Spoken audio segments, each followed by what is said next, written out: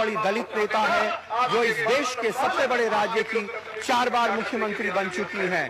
इस बारे में तो दो राय हो सकती है कि उन्होंने दलितों को जमीन दी या नहीं दी, लेकिन इस बारे में कोई दो राय नहीं कि उन्होंने दलितों को सारा आसमान दिया। जिनके पेट में दाना नहीं था उनको इज्जत से और स्वाभिमान से जीने का हौसला दिया। जिनके लिए रोटी से ज्यादा बड़ी चीज इज्जत थी। इस चुनाव में उनका भी सियासी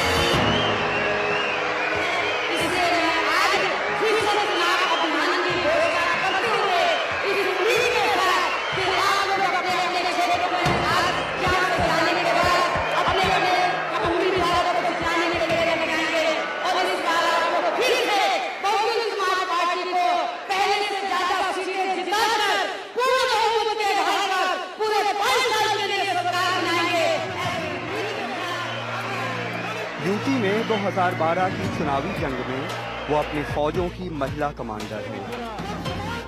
उनकी पार्टी के सारे मर्द उनके नीचे आते हैं। उन्हें पूर्व प्रधानमंत्री नरसिम्हा राव ने मिरेकल ऑफ डेमोक्रेसी कहा था। अमेरिका की फोर्ब्स मैगजीन ने दुनिया की 100 सबसे ताकतवर महिलाओं में उनका शुमार किया। टाइम मैगजीन ने उन्हें दलित क्वीन लिखा। न्यूज़वीक ने उनकी तस्वीर अपने कवर पेज पे दुनिया की 8 बाकमाल महिलाओं की तस्वीरों के साथ छापी। सदियों तक अछूत मानी गई जाति के एक गरीब घर से वो आती हैं और 39 साल की कम उम्र में देश के सबसे बड़े राज्य की हुकूमत उसे मिल जाती है। उसकी वो 4 बार मुख्यमंत्री बनती है। मैं मायावती सत्य निष्ठा से प्रतिज्ञान करती हूँ कि मैं विधि द्वारा स्थापित भारत के संविधान के प्रति सच्ची श्रद्धा और निष्ठा रखूंगी। अरे भाई कोई है घर में? आज से करीब 34 साल पहले जाड़े की एक सर्द रात मायावती के घर के दरवाजे पे हुई एक दस्तक ने उनकी जिंदगी बदल दी। जय भीम। मेरा नाम कांसी राव है। मैं बाम सेफ नाम का संगठन चलाता हूँ। मायावती से मिलना चाहता हूँ। तब मायावती एलएलबी की पढ़ाई के साथ आईएएस बनने की तैयारी कर रही थी। लग रहा है पढ़ाई कर रही थी। जी। क्या अध्ययन कर रही थी? मैं आईएएस की परीक्षा की तैयारी कर रही हूँ। अच्छा, भविष्य में क्या बनना चाहती हो? मैं कलेक्टर बनना चाहती हूँ। लाभ चाहते हुए भी आप कलेक्टर बनकर समाज की भलाई का काम। काशीराम ने उन्हें कलेक्टर नहीं बल्कि सारे कलेक्टर्स का बॉस बनने की नसीहत दी।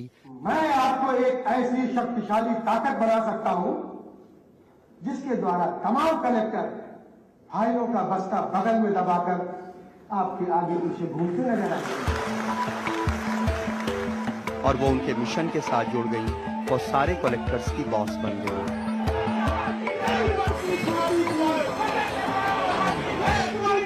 अब वो 5वीं बार यूपी पे हुकूमत करने के लिए जंग के मैदान में है। आज मैं फिर से स्पष्ट कर देना चाहती हूँ कि उत्तर प्रदेश में जब तक प्रदेश के दलित एवं अन्य पिछड़े वर्गों की शैक्षणिक, आर्थिक, सामाजिक स्थिति में पूर्ण रूप से सुधार नहीं आ जाता है, तब तक उत्तर प्रदेश का हमारी पार्टी की ओर से प्रदेश का मुख्यमंत्री दलित या अन्य पिछड़े वर्ग से संबंधित समाज का ही बनता रहेगा। यूपी में 1993 के विधानसभा चुनाव ने मायावती की जिंदगी बदल दी। ये चुनाव मुलायम सिंह ने बीएसपी के साथ मिलकर लड़ा और समाजवादी पार्टी और बीएसपी के गठबंधन को पूरी मेजॉरिटी मिली और उनकी सरकार बन गई। लेकिन जल्दी ही उनके रिश्ते खराब होने लगे और जून 1995 में मायावती ने मुलायम सिंह सरकार को दिया अपना समर्थन वापस ले लिया। मुलायम की सरकार गिरते ही बीजेपी ने मायावती को समर्थन दे दिया और बीएसपी बीजेपी गठबंधन की सरकार में मायावती 39 साल की उम्र में मुख्यमंत्री बन गए। और इसके बाद उन्होंने कभी पीछे मुड़ के नहीं देखा। लेकिन जिन मुलायम सिंह से मिलके वो यहाँ तक पहुंची, उनसे उनके रिश्ते दिन ब दिन खराब होते गए और दुश्मनी की हदें पार कर गए। उसी ही महापुरुष की बदौलत से श्री मुलायम सिंह यादव उत्तर प्रदेश का मुख्यमंत्री बना बैठा है। अन्यथा किसी जमींदार के खेत में गाय भैंस चराता या फिर हल जोतता हुआ नजर आता। इस आधुनिक कंस के राज से तो आधुनिक कृष्ण रूपी माया ही इस आधुनिक कंस के राज से मुक्ति दिला सकती है। मुलायम सिंह की तो मौज मस्ती की पुरानी आदत है। सुना है कि आजकल अमर सिंह उन्हें मुंबई ले जाकर यही तो करा रहा है। 20 तारीख को उधर वो इलाहाबाद गया अपने पाप को धोने के लिए है? और वहाँ जाकर मुझे क्या लगता है पापी जाकर वो गंगा में नहाएगा तो गंगा और मैली कराया उधर। लोग तो यही बोलते हैं कि इसके नहाने से गंगा और मैली हो गई।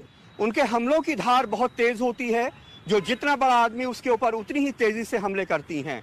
लोग कहते हैं कि बड़े बड़े नेताओं पे मायावती के हमले एक सोची समझी सियासी रणनीति का हिस्सा हैं। इससे गरीब और दलित लोगों को लड़ने का हौसला मिलता है और जो सदियों से जुल्म का शिकार रहे हैं, उनमें वो जुल्म के खिलाफ बगावत का जज्बा भरती हैं।